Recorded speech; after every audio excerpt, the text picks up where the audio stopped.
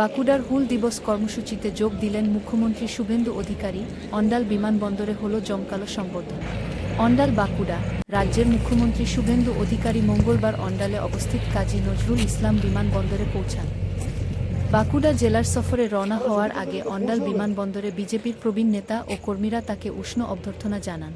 মুখ্যমন্ত্রীকে স্বাগত জানাতে উপস্থিত ছিলেন পাণ্ডবেশ্বর বিধানসভা কেন্দ্রের বিজেপি বিধায়ক জিতেন্দ্র তিওয়ারি, দুর্গাপুর পূর্ব বিধানসভা কেন্দ্রের বিধায়ক চন্দ্রশেখর ব্যানার্জি এবং আসানসোল উত্তর বিধানসভা কেন্দ্রের বিধায়ক কৃষ্ণেন্দু মুখার্জি সহ একাধিক বিশিষ্ট নেতা। তারা মুখ্যমন্ত্রীকে পুষ্পস্তবক দিয়ে অভ্যর্থনা জানান। চার্টার প্ল্যানে উড়ে গেলেন বাঁকুড়া।